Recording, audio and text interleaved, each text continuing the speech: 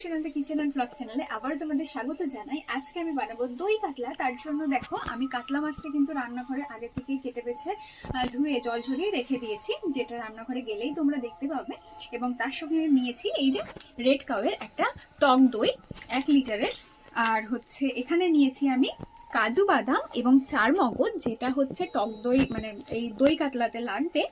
আর এখানে দেখতে পাচ্ছ পেঁয়াজ রসুন আদা তো আছেই ঝুড়ির মধ্যে, যেটা নিচে পড়ে গেছে।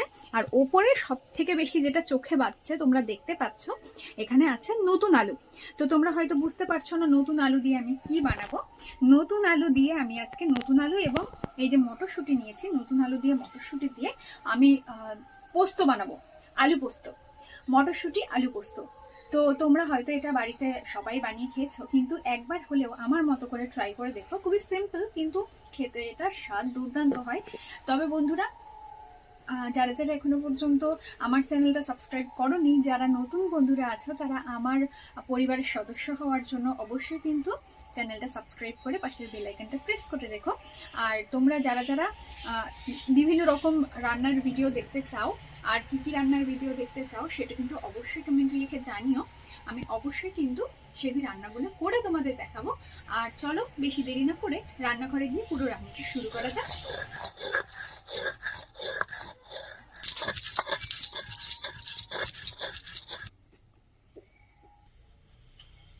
আমি কিন্তু সব মশলাপাতি বেটেই নিয়েছি আগে, যেটা তোমরা দেখতে পেলে। আর এখানে দেখো আমি কিন্তু কাতলা মাছের পেটি নিয়ে নিয়েছি আজকে।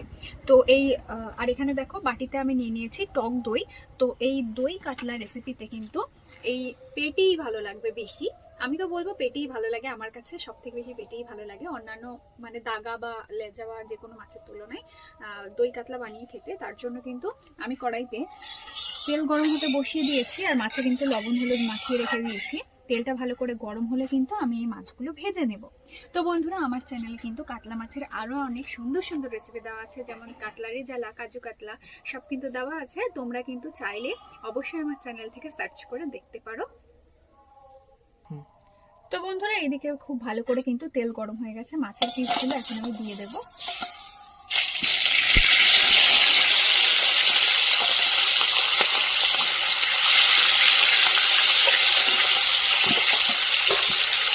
সব কিন্তু একবারে ভাজা হয়ে যাবে।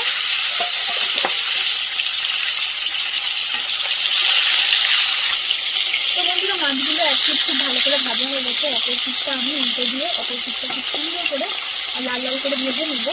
আর এই দই কাতলাতে মাছটা তো গ্রেভিতে দিয়ে বেশ খানিকক্ষণ ফুটাতে হয়, তার জন্য কিন্তু মাছটা একটু লাল লাল করে ভেজে নিতে হবে এই রেসিপিটা বানানোর জন্য। তো বন্ধুরা, এখন কিন্তু মাছগুলো খুব সুন্দর করে আমি ভেজে নিয়েছি, যেটা এখন আমি তুলে নেব। একটু লাল করেই কিন্তু ভাজতে হবে, তার কিন্তু আমি একটু লাল করেই ভেজে নিয়েছি মাছগুলো।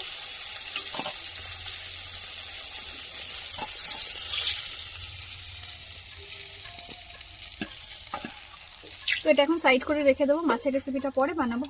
তো প্রথমে কিন্তু আলু পোস্তটা বানিয়ে নেবো এই তেলেই। তার জন্য দিয়ে দিচ্ছি তেজপাতা, দিচ্ছি শুকনো লঙ্কা, আর দিচ্ছি গোটা জিরে।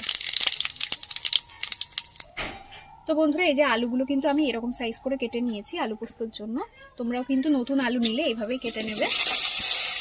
তোমরা হয়তো বিভিন্ন রকম আলু দিয়ে এই রেসিপিটা বানিয়েছো, কিন্তু নতুন আলু দিয়ে যদি কখনো তোমরা এই রেসিপিটা বানিয়ে না থাকো, আর আমার মতো করে যদি বানিয়ে না থাকো, তাহলে অবশ্যই কিন্তু এই রেসিপিটা আমার মতো করে নতুন আলু দিয়ে বানিয়ে নেবে। তো এর মধ্যে এখন দিয়ে দেবো অল্প পরিমাণ হলুদ গুঁড়ো। আর তোমরা যদি সাদা কালার পেতে চাও, সাদা রং পেতে চাও, তাহলে আর হলুদ গুঁড়ো দেওয়ার দরকার নেই। আমি যেহেতু মটরশুঁটি দিয়ে বানাচ্ছি, তাই একটু হলুদ হলুদ হলেও কোনো অসুবিধা নেই। এখন আমি দিয়ে দেবো পরিমাণ মতো লবণ। এবার খুব ভালো করে মিশিয়ে একটু আলুগুলো ভাজা ভাজা করে দেবো।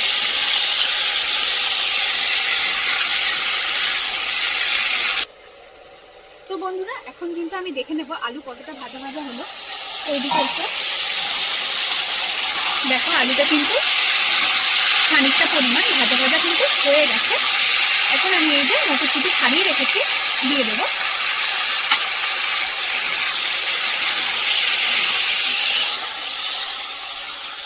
তো মটরশুঁটি দিয়ে কিন্তু আবারও আমি চাপা দিয়ে দেবো বেশ খানিকক্ষণের জন্য। তো বন্ধুরা, দুটো রেসিপি বানানোর জন্য আমি কিন্তু এখানে বেশ কয়েকটার মশলা কিন্তু বেটে নিয়েছি। যার মধ্যে আমি কিন্তু দই কাতলাতে দেওয়ার জন্য এখানে নিয়েছি পেঁয়াজ বাটা, আদা রসুন বাটা, কাঁচা লঙ্কা বাটা, এখানে আছে কাজু এবং চারমগজ বাটা, আর সাথে আছে গরম মশলা বাটা। তো এগুলো গেল তো দই কাতলার জন্য। আর এখানে দেখতে পাচ্ছ এখানে আছে পোস্ত আর চারমগজ বাটা আর কাঁচা লঙ্কা বাটা, যেটা কিন্তু আমি এই আলু পোস্ততে দেব। তো এখন আমি কিন্তু ঢাকনাটা সরিয়ে নেব। তো দেখতে পাচ্ছ আলু এবং মটরশুঁটি খুব ভালো করে ভাজা ভাজা হয়ে গেছে। এখন আমি এখান থেকে কিন্তু লঙ্কা বাটাটা দিয়ে দেব।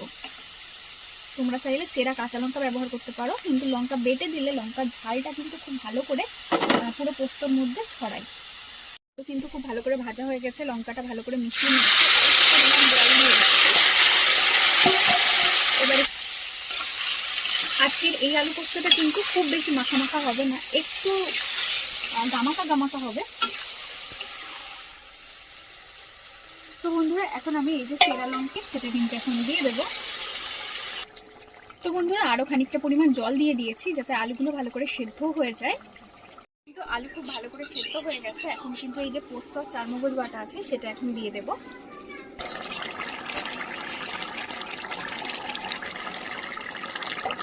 তোমাদেরও একবার দেখিয়ে দিয়ে আলু খুব ভালো করে কিন্তু সেদ্ধ হয়ে গেছে, এই যে দেখতে পাচ্ছ।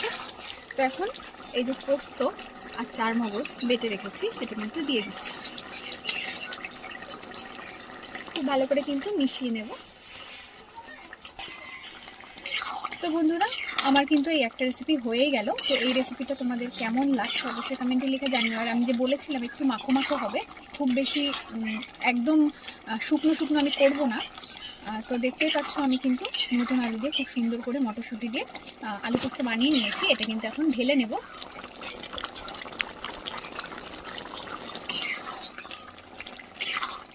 তো বন্ধুরা, আবার কিন্তু কড়াইতে তেল গরম হতে বসিয়ে দিয়েছি, মাছের রান্নাটা করবো তাই। তো দই কাতলার জন্য আমি দিয়ে দেবো তেজপাতা, দিয়ে দিচ্ছি শুকনো লঙ্কা, আর আমি এর সাথে দিয়ে দেবো গোটা গরম মশলা। তো বন্ধুরা, এই যে আমি কিন্তু পেঁয়াজ বাটাও ব্যবহার করবো এবং পেঁয়াজ কুচিও ব্যবহার করব, যাতে স্বাদটা কিন্তু বেশি বেড়ে যাবে। অনেকে এই দই কাতলা রান্নায় শুধু পেঁয়াজ বাটা ব্যবহার করে, কিন্তু তোমরা যদি পেঁয়াজ বাটা এবং পেঁয়াজ কুচি দুটোই ব্যবহার করো তাহলে কিন্তু সেটা খেতে বেশি ভালো লাগে। তো এর ওপরেই কিন্তু আমি দিয়ে দেবো অল্প পরিমাণ লবণ, কিন্তু এই রান্নাতে কিন্তু আমি হলুদ গুঁড়ো ব্যবহার করব না। তো এবার কিন্তু পেঁয়াজটা খুব ভালো করে আমি ভাজা করে নেব। তো বন্ধুরা, দেখতেই পাচ্ছ পেঁয়াজ কিন্তু আমি খুব সুন্দর করে ভাজা করে নিয়েছি। এর থেকে বেশি লাল করলে কিন্তু চলবে না। এখন এর মধ্যে দিয়ে দেবো পেঁয়াজ বাটা। যতটা পেঁয়াজ আমি কুচি করে নিয়েছি ততটা পেঁয়াজই কিন্তু আমি বেটে নিয়েছি। তখন পেঁয়াজ বাটাটা দিয়ে একটুখানি ভেজে নেব। তো বন্ধুরা, পেঁয়াজ বাটা দিয়ে একটুখানি ভাজার পরে এখন দিয়ে দেবো আদা আর রসুন বাটা। এটা দিয়েও আরেকটুখানি কষে নেব। তো বন্ধুরা, এখন দিয়ে দেবো কিন্তু কাঁচা লঙ্কা বাটা, সেটা দিয়ে অল্প একটু কষিয়ে নেব। তো এখন আমি দিয়ে দিচ্ছি এখানে কিন্তু চারমগজ আর কাজু বাদাম বেটে রেখেছি, সেটা এখন দিয়ে দিচ্ছি। তো বন্ধুরা, আমি কিন্তু আজকে কোনো গুঁড়ো মশলা ব্যবহার করলাম না এই রান্নাটার জন্য। এমনকি আমি কিন্তু এই যে শেষে গোটা গরম মশলা আমি কিন্তু বেটেই দিয়েছি। গুঁড়ো গরম মশলা দিলে যতটা না স্বাদ হবে, গোটা গরম মশলা বেটে দিয়েছি, তার স্বাদটা কিন্তু অনেকটাই বেশি হবে। তো তোমরাও কিন্তু চেষ্টা করবে অবশ্যই সমস্ত মশলাপাতি বেটে দেওয়ার। তো বন্ধুরা, দেখতে পাচ্ছ মশলা কিন্তু আমার খুব ভালো করে কষানো হয়ে গেছে। এখন আমি দিয়ে দেবো এই যে ফেটিয়ে রাখা টক দই। টক দইটা কিন্তু অবশ্যই ফেটিয়ে নিতে হবে, তবেই কিন্তু রান্নার মধ্যে আর ফাটবে না। এটা দিয়ে কিন্তু ভালো করে আরেকটু কষিয়ে নেব।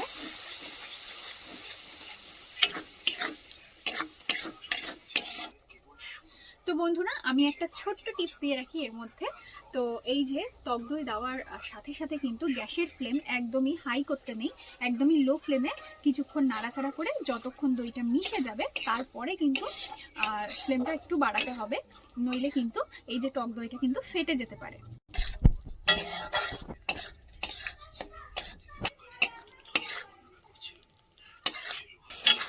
তো বন্ধুরা, মশলা আমি খুব ভালো করে কষে নিয়েছি। এখন আমি দিয়ে দেবো এর মধ্যে পরিমাণ মতো জল।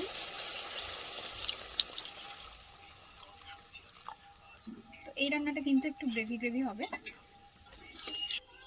বন্ধুরা ঝোলটা কিন্তু একটু ভালো করে ফুটিয়ে নেব, তারপর কিন্তু ভেজে রাখা মাছ দেব। তো তোমরা কিন্তু অবশ্যই এই ঝোলটা ভালো করে ফুটিয়ে নেবে, এবং এই রেসিপিটা কিন্তু একটু মাখামাখাই হবে, বেশি ঝোল ঝোল হবে না। তবে একটা কথা যে হয়তো অনেকেই, মানে সবাই বলতে গেলে, টক দই এই টক ভাবটা দূর করার জন্য একটু চিনি, অল্প একটু চিনি দেয়, কিন্তু আমরা যেহেতু একটু টক টক খেতেই ভালোবাসি, তাই আমরা আর টক ব্যালেন্স করার জন্য আজকে আমি চিনি ব্যবহার করছি না দই কাতলাতে। তো শুধুমাত্র কিন্তু আমি এই যে টক দইটাই দিলাম, চিনি আর দিলাম না। তো বন্ধুরা তোমরা কিন্তু চাইলে অল্প পরিমাণ চিনি দিতে পারো এই যে টক ভাবটা দূর করার জন্য। তো বন্ধুরা এদিকে দেখতে পাচ্ছ ঝোলটা কিন্তু খুব সুন্দর করে টকবকে হয়ে ফুটে উঠেছে। এখন কিন্তু ভেজে রাখা মাছগুলো আমি দিয়ে দিচ্ছি।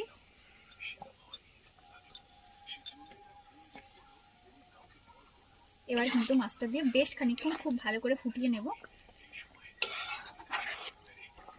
তো বন্ধুরা আমি কিন্তু শেষ পর্যায়ে আরেকটু পরিমাণ টক দই দিয়ে দেবো, যেটা কিন্তু আমি আগে থেকে ফেটিয়ে নিয়েছি।